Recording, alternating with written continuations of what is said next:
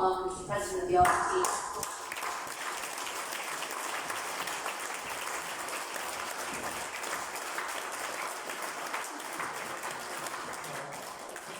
Thank you very much, Ali, and congratulations, first of all, to Stop the War on this very, very timely conference today. And I'll say why I think it's so timely in just a moment. I just want to, first of all, say RMT is proud to be a founding affiliate of Stop the War Coalition. We were there in 2002, we were there in 2003 on the demonstration. Our General Secretary at that time, Bob Crow, memorably spoke on that marvellous demonstration. We have recommitted ourselves last year to the cause of peace. Our annual general meeting, our governing, the Parliament of our Union, carried a resolution which the Stop the War Coalition has carried on its website, saying peace is union business, in particular criticising the escalation of military spending, which you've heard about from other speakers earlier this afternoon. We have issued a statement in February, last February, when the Russian invasion of Ukraine took place, calling for peace and disarmament, and for Russia to leave Ukraine. And we are proud to have voted against the GMB resolution, which became a composite resolution at last year's Trade Union Congress. So that's where we stand, and we're very pleased to be here.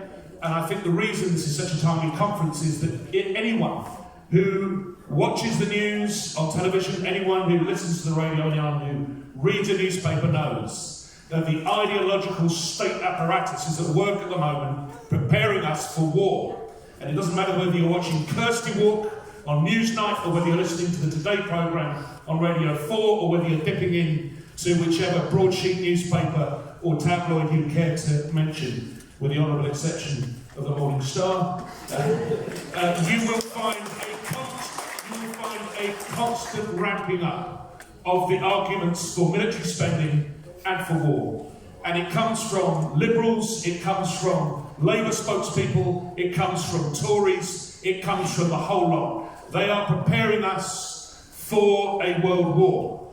And it's therefore absolutely essential that mass organisations, such as trade unions, stand up and be counted, because we have the institutional courage, the institutional strength based in our membership to resist this escalation towards war. And it's about time. We're due another mass peace movement in this country.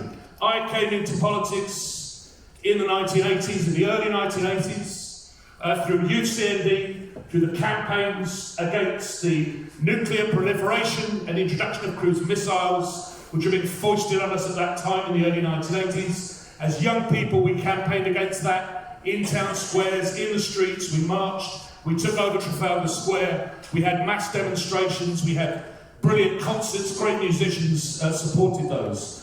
And we were successful. And 20 years later, in 2003, we had to recreate a mass movement, and we did it. We built a mass movement. It didn't happen spontaneously.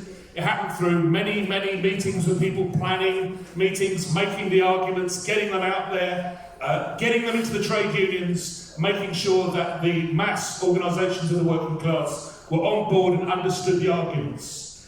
And we put a mass movement into politics in 2002, 2003. 20 years on, we've got to do that again. For all the reasons that you've had spelled out to you.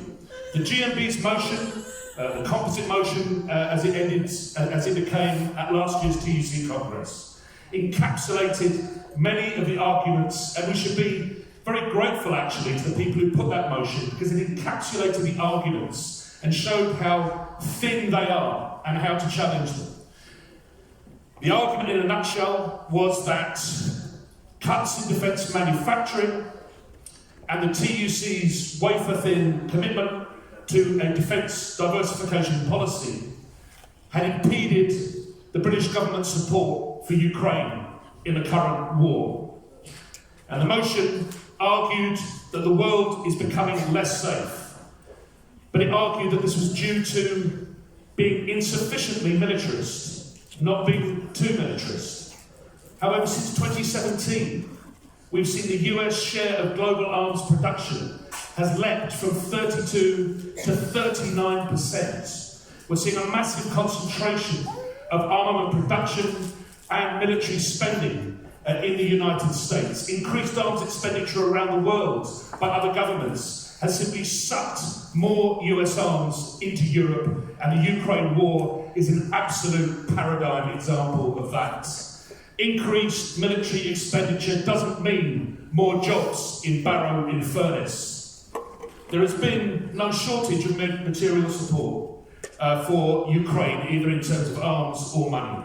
And this enormous input of Western money has hindered the prospect of a negotiated peace and an end to the war. It is the people of Ukraine who are suffering as a result. Boris Johnson's announcement on the 30th of June last year that UK defence spending will increase from 2.3% of GDP to 2.5% in 2030, when wages are now being held below inflation, with taxes and energy prices rocketing, are contributing to the cost of living crisis. And the latest announcements followed the announcement in September 2021 by the government of Australia, the UK and the United States of the so-called AUKUS Pact, which you heard an Australian trade unionist discussing earlier this afternoon, which is to provide nuclear-powered submarines to Australia as part of a military alliance with the US and the United Kingdom. The GMB resolution at last year's TUC Congress argued that the AUKUS Pact is a boost to Australian and British defence manufacturing. It's a total lie. There is hardly any manufacturing industry left in Australia. Well over 90% of Australian exports are raw materials and some agricultural products. This pact is really a concession to US hegemony in the Pacific and in defence manufacturing. It linked the threat of a US-led war against China.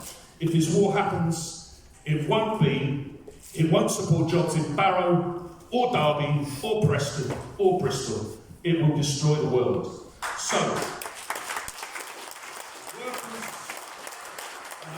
I'm finishing, you'll be glad to know, Shannon. Workers have no interest in war with China, or with Russia, or with any other country. Trade unions should support peaceful relations between countries through negotiation and disarmament.